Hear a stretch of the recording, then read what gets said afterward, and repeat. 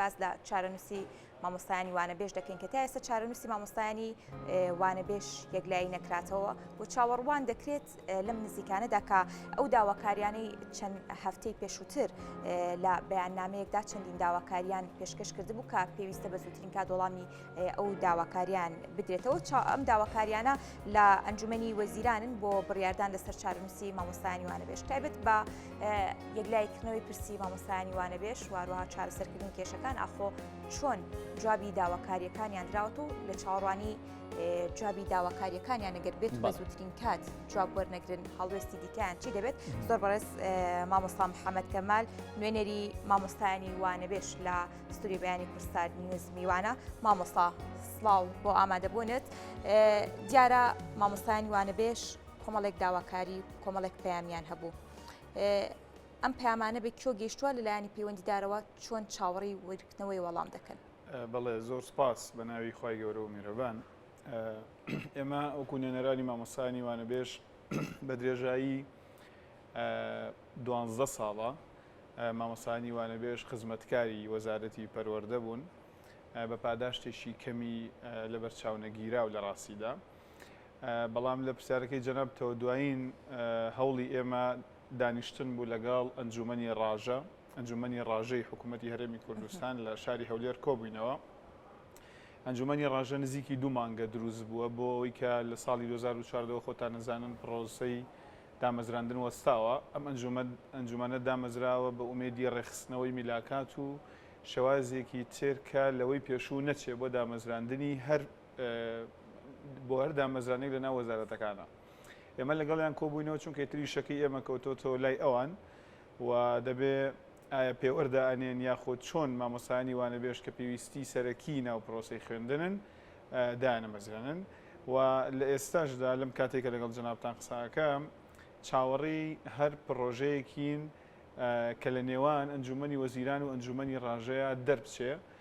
و چاوەڕوانیشمان خەریکە کۆتایی دێ لە ڕاستیدا. بۆیە بەڵێ چاوەڕێی ئەو بابەتین و ئێستا ئیشەکەمان لە ئەنجومەنی ڕاژەیە. بەڵێ مامۆستا بمان بورە ئێمە پامێرەکەمان لەگەڵمانە بەردەوامە دواتر گفتوگۆکەینەوە بەردەوامە بین لەگەڵ گفتوگۆکانە بە پامێرەکەمان وەربگرینەوە.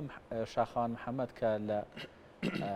لەگەڵمانە بڕاستە خۆ شاخەوان جارێکتە سڵاو لێبێ. بەڵێ ڕەنج جارێکتر بەیانیتان باش دیارە ویستما قسەکانمان تاواکەن بەڵامی تر ئەوە بووە و بەهۆی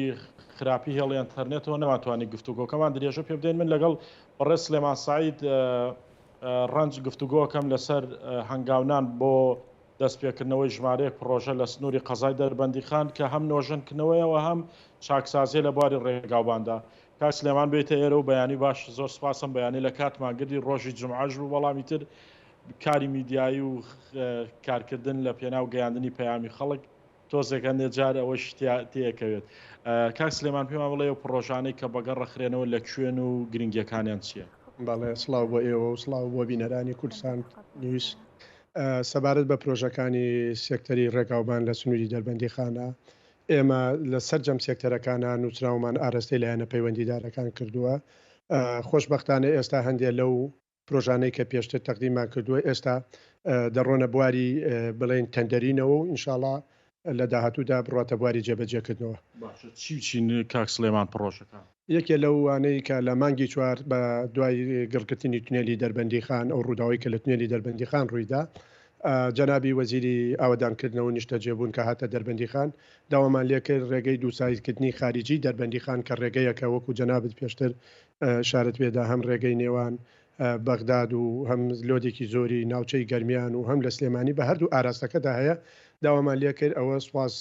بۆ خوددا ئێستا بە بڕی 487 میلیۆن دینار بڕیاری لەسەردرا و ئینشاڵڵا لە داهاتوودا میواداریم بڕاتە بواری جێبەجێکردنەوە. کاک سلێمان لەسەر پرۆژەکانی گەشت و گوزار و بزانم ئێستش لە نزیک بەنداوی دەربەندیخان هەنگاو نراوە بۆی ژمارەیەک پرۆژە لەوێ بۆی دەربەندیخان لە ڕووی گەشتیارە بوو بژێتەوە بۆ ئەوە چیتان کردووە؟ بەڵێ ئەوەی ئێستا پرۆژەیەکمانەیە بە نزیکی 185 میلیۆن دینار لەسەر بودجەی بەڕێوەبەرایەتی گەشت و گوزاری دەربەندیخان و بەڕێوەبەرایەتی گشتی گەشت و گوزاری سلێمانی ئەوانە لە چەند شوێنێکی تایبەت کە لە دەربەندیخان بۆ ئەوەی ئێواران هەم میوانان هەم خەڵکی ناوچەکە کاتی تیا بەسەر بەرن پێک دێت لە چەند مێز و کورسی و دەبلیسی و لەو شوێنانەی کە پێویستن. باشە کاک سلێمان پێشتر باسی تونێلمان کرد ئەنی ئەم تونێلە ئیشەکانی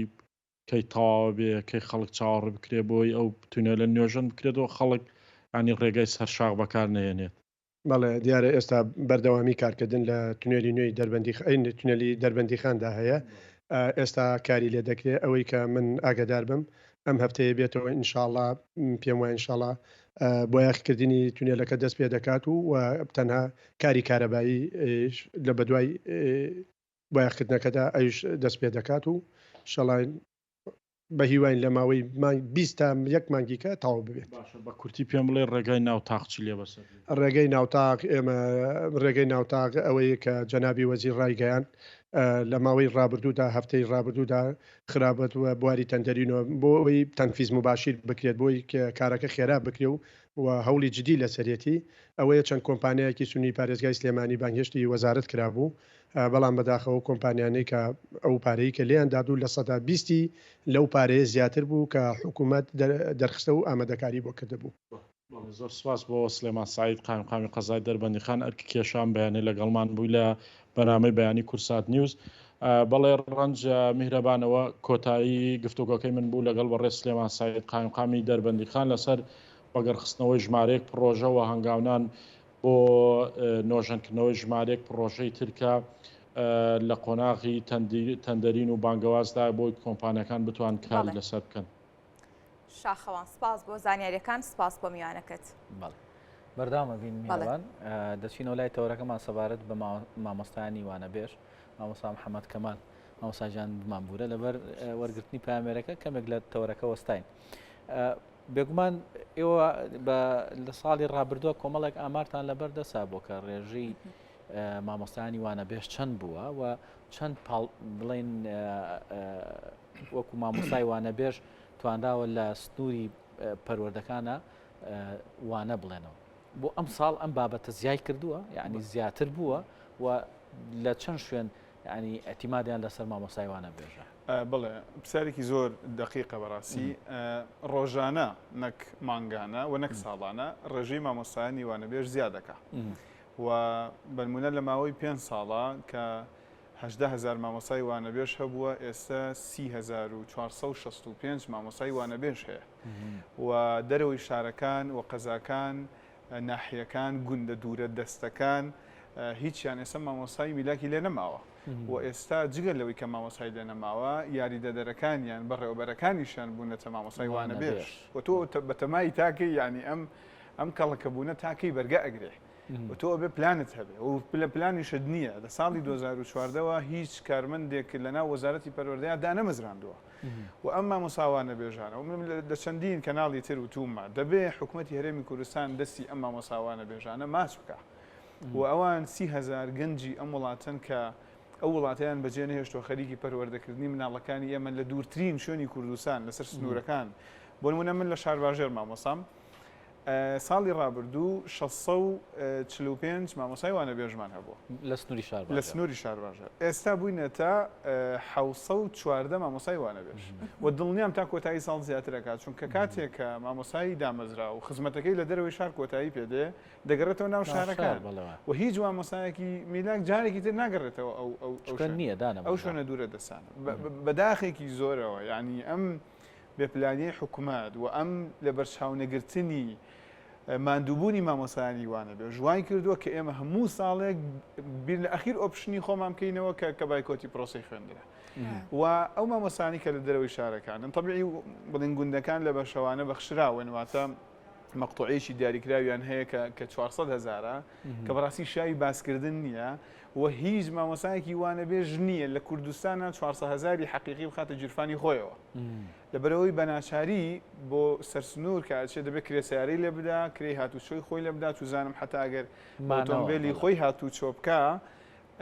دەبێت پارەی بەنزینی ئۆتۆمبیلەکەی خۆی لێ بدا و ئەگەر بمێنێتەوە دووبارە مەسرفی زیاترە بێت دەبێت شوێنێک حتا شوێن هەیە بەکرێ گرتویانە تۆ ئێمە لە قەیرانێکی لەو دۆخە نەخوازراوەدا نین کە مامۆستا لەسەر پارەی خۆی لەسەر 400,000 کرێی خانوش بگرێت و لە لادێکیشە بێنێتەوە و تۆش هیچ بانکێکت نەبێ و هیچ پلانێکیشت نەبێ یعنی بەڕاستی جێگای خەمێکی ئەو ئەنج ئێمە ضرورین ینی برای ئەزیزم ئێمە زیادە نین یەک مامۆستای وانەبێژ نییە لە ناو کوردستانە زیادە بێ باشە دەشێ فەرمانگەیەک ئەگەر پێویست نەبوو ناوەڕیان ناگرێت ئەخر ئێستا ینی گرفتەکەمان لەگەڵ حکوومەتە ئەوەیە کە جۆرێک لە نیەتەکان دەیخوێنینەوە کە فەرمانبەرانی گرێبەست پێش ئێوەن بەڵام ئێمە دەڵێن نا دەشێت لە فەرمانگەیەکە بەشێک لە فەرمانبەرەکانی زیاد بن بە هەر جۆرێک دامەزرابن لە ڕێی هەچ کە سوولایەنێکەوە دامەزرابن زیادن مامۆسایانی وانەبێژ زیادە نین و ئەگەر زیادە بن هیچ مامۆسایەکی وانەبێژ پارەکی بۆ سەرف ناکرێت و جگەلەوەی کە زیادە نین هیچ مامۆسایەک نییە لە هەفتەیەکدا لە 12 بە شەوانە کەمتری هەبێ چونکە کەمتری هەبێ بۆی سەرف ناکرێت باشە باشە مامۆستا باستەوە کرد بە تایبەتی و مامۆستانی لە دەروی شارن هەم بۆ هاتوچۆ و هەم بۆ بەکرێگرتنی شوێنەکەی لە بودجێی خۆیان یاخود با بڵێن لە معاشەکەی خۆیان سەرفەکەن و کە ڕەنگە هیچیان بۆ نەمێنێتەوە داواکاریەکەتان بۆ ئەم لایەنە چی بووە کە ئەو کۆمەڵە داواکاری پێشکەشی لایەنی پەیوەندیدارتان کردووە ئەم خاڵش جێ بووەتەوە؟ بەڵێ وەڵاهی داواکاری ئێمە لە ئەلفەوە تایە لە یەگوشە ینی جێیەکەینەوە کە دامەزراندنی مامۆسایانی وانەبێژ ئەمە مافە و خەڵات نییە و بە خەڵات وەری ناگرین ئەرکێکە یعنی حکومت بە دامەزرانی ئێمە خزمەتی خۆیەکە پێشوی خزمەتی مامۆسایانی وانەبێژ بکە ینی هەنێ معادلە هەیە بەڕاستی پێویستە ڕاست بکرێتەوە و ئێستا ئەگەر بڕای دامەزراندن ببێ لە ڕاستیدا مژدە نییە بۆ مامۆسایانی وانەبێژ مژدەیە بۆی کە وەزارەت خەریکی چاکردنەوەی ئیشەکانی خۆیەتی حەزەکەم ئەوە ئەبە جۆرە بگاوە دوایەوە وانەبێژی خۆی ئەمەی ئێمە دەیکەین ئێستا وانەبێژی نییە پێم خۆشە ئەم چەمکەش ڕاست بکرێتەوە وانەبێژی چییە؟ لە جێگەیە کۆمەڵ وانەت هەیە دەچی دەیڵیتەوە لە کاتێکی دایکرا و پارەکەی وانەکانت وەرەگری و دەڕیتەوە بەڵام ئێستا مامۆسای وانەبێژ لە ناو قوتابخانە و خوێندنگەکان وانەکە دەڵێتەوە لە ناو لیژنەکانی قوتابخانەکە بەشدارە پرسیار دائنێ و لە کۆبوونەوەی باوکان و دایکانی قوتابخانەکە بەشدارە یەک وانە جێگەی مامۆستا بڵێ هەنی جۆرەکە لە فێڵ ئەم وشەیە بۆی کە تۆ قانعبی بەوەی کە لە جێگاکەی خۆتا بمێنیتەوە داوای شت ناکەی و من حەزەکەم ئەم بەیانیە لە ڕێی کەناڵەکەی بەڕێستانەوە کە سوپاسانەکەین زۆر جار من هەست بە و ڕێزاگەم ئەەکەم لە مامۆسایانی وانەبێژتان ناوە دەمێ ئەوە بڵێم لە دوایین کۆبوونەوەمان لەگەڵ ئەنجومەنی ڕاژە بەڕێز کاک شێخ سیراج بارزانی لە شاری هەولێر لە ئەنجومەنی وەزیران ئێمە وەکو مامۆسایانی وانەبێژ هەتاکو